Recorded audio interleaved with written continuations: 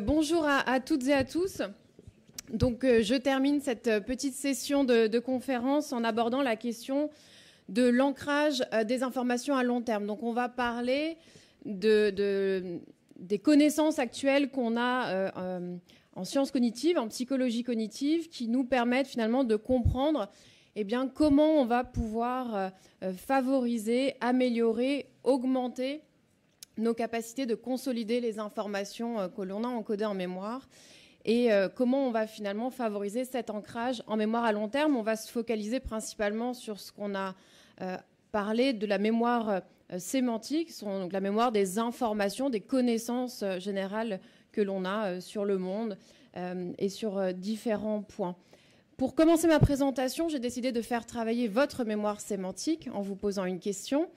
Et je vais vous demander d'essayer de retrouver cette information en mémoire, si tant est qu'elle y a été encodée un jour, mais je suis sûre que vous avez déjà entendu parler et appris la capitale de l'Estonie. Alors prenez quelques secondes pour essayer de fouiller là activement vos mémoires et récupérer cette information sémantique. Alors normalement, vous n'étiez pas censé partir en débat général. C'est un processus qui se fait au départ individuellement. Si vous l'avez, si vous hésitez, si vous pensez à quelque chose, je vous laisse le noter sur votre papier, sur vos notes, éventuellement l'échanger avec votre voisin. Généralement, on hésite. Il y a plusieurs pays baltes, on n'est jamais sûr du nom de la capitale. Pour l'Estonie, c'est Tallinn. Donc si certains et certaines l'avaient, bravo à vous. On va revenir sur cette information sémantique importante. On va revenir là-dessus et vous venez de faire un exercice de récupération mnésique. C'est la dernière étape de ce processus de mémorisation dont on a déjà parlé, dont Francis Eustache vous a parlé, et puis Alexandrine également. La première étape, c'est l'encodage. L'encodage en mémoire, c'est finalement comment on va enregistrer une nouvelle information. La trace mnésique que cette information va laisser dans notre cerveau, dans certaines structures cérébrales. La deuxième étape de notre mémoire, c'est la rétention, le stockage de l'information. Comment cette information, elle va perdurer dans le temps, dans notre mémoire. Et puis la troisième et dernière étape, c'est l'étape de récupération de l'information. C'est ce qu'on vient de faire, c'est comment je fais pour aller retrouver un apprentissage que j'ai pu faire il y a quelques minutes, quelques heures, quelques années ou quelques dizaines d'années. Généralement, quand on encode une information, donc quand on apprend une information pour la première fois, c'est un processus qui va nous demander une grande charge cognitive et puis qui va laisser une trace mnésique assez fragile. C'est ce que vous venez d'entendre avec la présentation d'Alexandrine. Elle a parlé finalement de la théorie des traces multiples, où finalement, au départ, quand on encode une information, qu'on l'enregistre, on laisse une trace, un engramme dans le cerveau, c'est-à-dire des neurones, un réseau de neurones va se consolider, va se connecter entre eux. C'est quelque chose que j'ai choisi de schématiser avec ces traces de ski de fond. La première trace, elle est fragile. Elle va potentiellement disparaître assez rapidement en quelques heures, quelques jours. Mais par contre, si on va venir la réactiver, renforcer et consolider cet encodage, et on va voir comment, on va solidifier notre trace mnésique dans notre cerveau.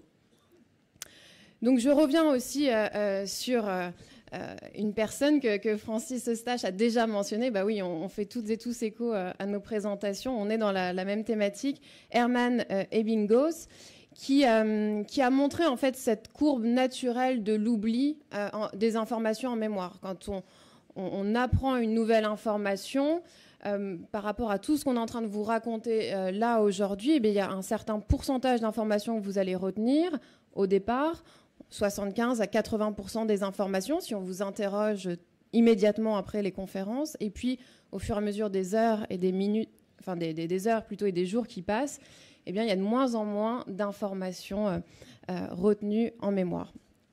Et donc, pour pallier à cet oubli un petit peu inéluctable des informations apprises, il y a différentes techniques qui ont été démontrées comme étant efficaces. Une des techniques qui a été bien finalement décrite, c'est ce qu'on appelle la reprise expansée. Donc la reprise expansée, c'est finalement reprendre les informations qui ont été vues à certains intervalles de temps bien déterminés pour pouvoir réactiver cette trace mnésique, et en la réactivant, eh bien, on va la consolider. Alors la reprise expansée, vous voyez que le principe, c'est plus on est proche de l'encodage initial, plus on reprend les informations, et puis avec le temps, finalement, on va faire cette reprise de manière plutôt distancée. Donc on va avoir finalement une façon de reprendre les informations qui n'est pas continue dans le temps. Plus on s'éloigne, plus on va pouvoir mettre à distance ce travail de l'information. Donc ça, c'est la reprise expansée, et ça constitue finalement un des premiers travaux qui a été fait, sur l'apprentissage, c'est de se focaliser sur comment on fait pour consolider l'encodage, pour faire entrer l'information en mémoire. Et vraiment, au départ, on était focalisé sur cette première étape de la mémoire. J'essaye de consolider cet encodage en mémoire. Et puis, depuis ces dernières années, on a vu que finalement, on avait sous-estimé l'importance de cette troisième étape qui est la récupération des informations. Et en fait, ce que les études montrent dernièrement, et on va y revenir un petit peu après, c'est que se concentrer sur comment je récupère l'information, comment je la fais sortir finalement, c'est primordial dans ce processus d'apprentissage, et surtout dans le fait d'ancrer les informations dans la mémoire à long terme. Alors cette récupération, elle peut se faire de deux façons. On va parler de récupération spontanée ou passive, si l'information vous vient en mémoire sans même que vous ayez besoin d'y réfléchir. Si je vous avais demandé au départ quelle était la capitale de la France, vous n'auriez pas fait une récupération cognitive, stratégique, active. Tout le monde aurait eu le mot de Paris qui lui vient à l'esprit automatiquement. C'est une récupération spontanée, plutôt passive. Et puis, il y a une deuxième version sur la récupération. C'est une récupération qui est volontaire, active, beaucoup plus cognitive, qui implique finalement que vous mettiez en place des processus stratégiques de récupération de ces informations en mémoire. C'est ce qu'on a essayé de faire avec la capitale de l'Estonie. Le fait de travailler cette récupération active, d'entraîner cette récupération active des informations en mémoire, en fait, et ça a été prouvé dans beaucoup d'articles qui sont assez récents, ça va nous permettre, en fait, d'aller réencoder beaucoup plus solidement cette information, parce qu'en fait, on a un engagement cognitif qui est très fort au moment de cette récupération active des informations. Et donc, on explique maintenant que vraiment, une des clés pour favoriser cet apprentissage sur le long terme, c'est d'aller travailler cette récupération active des informations. Alors, quelques exemples ici de revues de la littérature, de méta-analyses qui ont été publiées ces dernières années. Si jamais ces références vous intéressent aussi pour aller plus loin sur la question de l'entraînement à la récupération. Qu'est-ce que ces études scientifiques ont montré ? Ils ont montré que ça fonctionnait plutôt très bien, cet entraînement à la récupération, quel que soit le niveau, en fait, des personnes en situation d'apprentissage, que ce soit des petits élèves, des étudiants ou des adultes en formation, quel que soit le domaine d'études, d'accord, que ce soit de la physique, des mathématiques, la médecine, des sciences humaines et sociales, de l'art, des langues étrangères, etc. Quels que soient les domaines, ça fonctionne. Et on va voir, il y a une diversité d'outils, de méthodes qui nous permettent d'aller travailler la récupération active. Et en fait, quelles que soient ces méthodes aussi, c'est simplement le fait vraiment d'être actif de la récupération qui permet un meilleur apprentissage. Alors, je vais illustrer rapidement la présentation avec des méthodes très concrètes qui existent et dont on a démontré l'efficacité. Juste un petit point pour dire que voilà, les méthodes, quand on les utilise en cours, en formation, ce sont des moments qui sont bien distincts de contrôle de connaissances, par exemple. Hein, quand je parle de récupération active, on peut avoir l'impression qu'on met les individus dans des situations où on va contrôler les connaissances. On va voir que c'est un petit peu différent. D'une part, parce qu'il n'y a pas d'enjeu. On n'est pas là, ici, en tout cas au moment où on fait de la récupération active et de l'entraînement à la récupération, on n'est pas là pour faire une évaluation des connaissances, on est là vraiment pour entraîner la mémoire et faire en sorte de consolider la trace mnésique. Donc il n'y a pas d'enjeu et c'est des choses qu'on va pouvoir utiliser vraiment tout au long de la formation, tout au long d'un cours pour ponctuer en fait notre formation, notre cours. Donc différent du moment où on a besoin éventuellement de contrôler des apprentissages, de sanctionner une formation par un contrôle des connaissances. Alors, quelques exemples. Premier exemple, c'est ce qu'on va appeler l'exercice de la décharge cérébrale ou la technique de la page blanche. Ça, c'est quelque chose que vous pouvez faire à différents moments des formations et on peut prendre plus ou moins de temps pour le faire. Exercice très simple. On propose à nos apprenants et nos apprenantes ou nos étudiants à l'université de prendre une page blanche, d'ouvrir un document, parce que maintenant tout le monde est sur les ordinateurs, il n'y a pas vraiment de papier blanc sur les tables, mais de prendre un document qui est vierge, c'est-à-dire on ferme les cours, on ne regarde pas les prises de notes et on se pose, que ce soit 1 minute, 5 minutes ou le temps que vous le souhaitez, on se pose devant cette page blanche et on essaye tout seul déjà de remettre par écrit les informations que l'on vient de retenir. Ça peut être quelque chose que l'on fait à l'issue de 2 heures de cours. Je fais 1h45 de cours et je me prends le dernier quart d'heure pour proposer cet exercice avec les étudiants. Je peux faire ça à la fin de ma demi-journée. Je peux proposer aux apprenants de faire l'exercice le soir même à la maison. Ce qui est important, c'est qu'ils fassent cet exercice individuellement, d'essayer de vraiment chercher dans leur mémoire ce qu'ils ont retenu. Ça peut être avec des mots-clés, en 1 minute, très simplement, on le fait, ou de manière plus élaborée.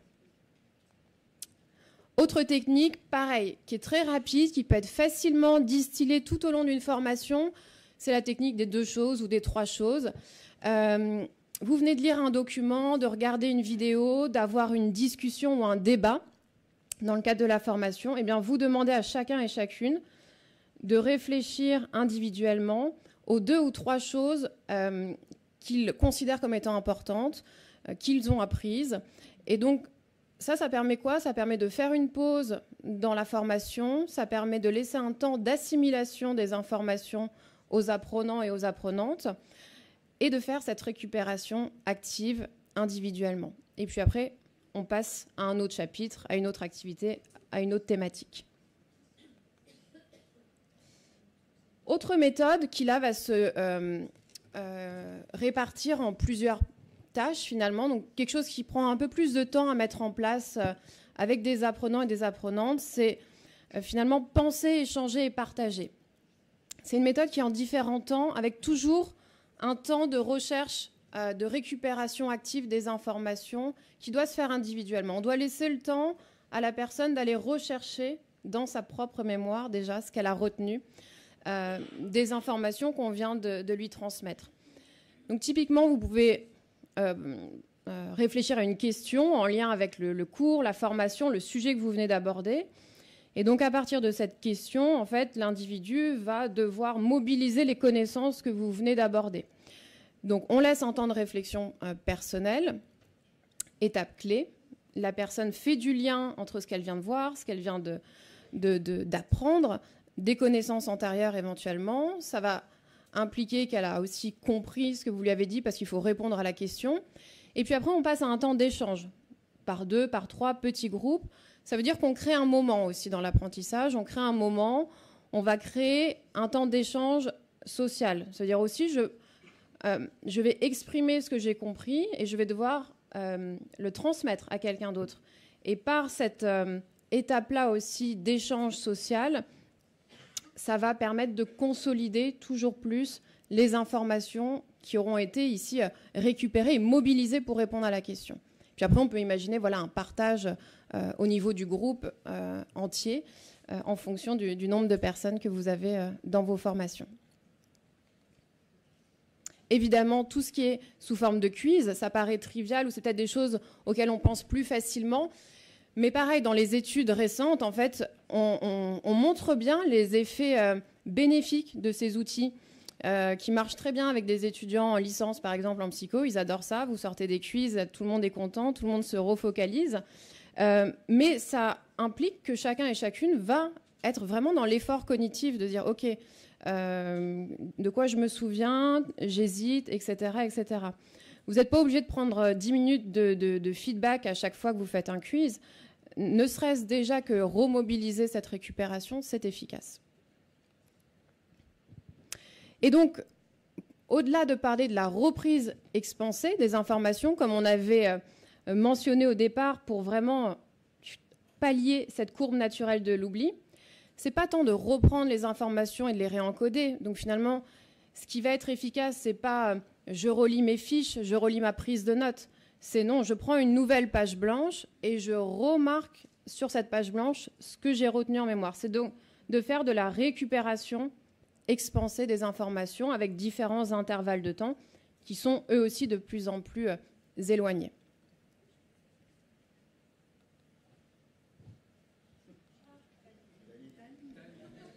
Super. C'est Aline, effectivement. Ça fonctionne et ça fonctionne même avant que je n'ai posé la question, donc c'est magnifique. Vous avez fait une récupération ici plutôt spontanée, passive. Il n'y avait même plus besoin de faire l'effort cognitif de chercher en mémoire. Parce que ce qui est intéressant aussi avec l'organisation de notre mémoire et des connaissances et des informations qu'on va encoder, eh bien, c'est qu'elles vont se structurer, se lier les unes entre elles. Et là, vous avez, j'ai créé un lien dans votre esprit au départ de la présentation entre le drapeau de l'Estonie et puis ma question, et donc la réponse de la capitale Tallinn. Vous avez pu récupérer aussi l'information par des processus associatifs qui fonctionnent de manière automatique à l'aide d'un élément qui a déclenché en fait cette idée. Cet élément, c'est un indice. Ici, c'est un indice visuel et ça vous permet d'avoir un accès direct à l'information. Donc, c'est ce qu'on a fait. Cet indice visuel, c'était le drapeau de l'Estonie. C'est un indice qui était un petit peu distinctif aussi dans ma présentation, qu'on a vu qu'au départ, que je n'ai pas mis sur toutes mes diapositives. Et donc, ça nous a permis de faire un lien assez direct et un lien qui est assez solide avec la réponse à la question que je vous avais posée, donc l'information d'intérêt qui était la capitale de ce pays. Quand on connaît un petit peu le fonctionnement de la mémoire et la façon dont nos connaissances, les informations sémantiques sont organisées, et puis nos souvenirs aussi personnels, en fait, on va se rendre compte de l'importance du caractère aussi distinctif des informations, ce qu'on nous, on va appeler la science des informations. Cette science, elle va vraiment favoriser l'encodage, la consolidation des informations en mémoire, et elle va renforcer aussi ces processus associatifs en mémoire. Autre chose qui est intéressant dans en lien avec cette organisation des informations en mémoire, et un outil qui peut être utilisé en formation, c'est la carte mentale. Alors ça, c'est de plus en plus utilisé, hein. Moi, je le vois, je l'ai vu chez mes étudiants qui le font spontanément, et je pense que c'est un outil qui fonctionne très bien. D'ailleurs, il y a des publis qui montrent l'effet bénéfique de ces cartes mémoire. Ce sont des représentations visuelles, graphiques, qui permettent en fait d'organiser l'information, de la hiérarchiser, de la structurer. L'idée, c'est d'utiliser cette carte mémoire lors de formation, dans des apprentissages. D'abord, pour récupérer l'information. Donc ça veut dire que vous allez faire construire la carte mémoire à des apprenants et des apprenantes. Donc récupération active de l'information. Et après, je crée une carte mémoire, c'est-à-dire que je fais du lien entre les différentes informations, entre les différentes connaissances qui m'ont été transmises. Donc je suis vraiment dans une posture là aussi acteur ou actrice dans l'apprentissage. Et je crée ces associations, j'organise les informations et donc je vais consolider le réseau d'informations finalement, qui va me permettre après d'aller retrouver plus facilement ces informations aussi de façon automatique et associative. Dernier point sur l'organisation de ces informations en réseau, c'est que finalement, ce qui va être aidant aussi, c'est de travailler sur des associations multiples et multimodales. Finalement, au plus un concept va être rattaché aussi à différentes modalités visuelles, auditives. On l'aura échangé sur ce concept. Il y aura eu un partage social. Après, je mets en application, en mouvement, avec des jeux de rôle, des choses comme ça. Au plus, finalement, je multiplie les modalités dans l'apprentissage, au plus je vais venir aussi favoriser différentes associations qui vont me permettre, d'une façon ou d'une autre aussi, d'aller récupérer l'information stockée en mémoire. Et donc, finalement, ces choses-là sont des choses qu'on imagine pouvoir mettre en place dans des formations que vous pratiquez, avec à la fois une organisation, une structuration de l'information qui va être dispensée lors des formations. Et puis, l'idée, c'est que vraiment, pour certaines de ces informations, qu'on puisse avoir un ancrage suffisamment consolidé avec des associations, avec des éléments qui vont vraiment servir comme éléments déclencheurs de la récupération et qui vont pouvoir, par association, par processus automatique, venir faire émerger les connaissances associées à tel élément déclencheur aussi. Et je vais m'arrêter là pour cette présentation. Merci.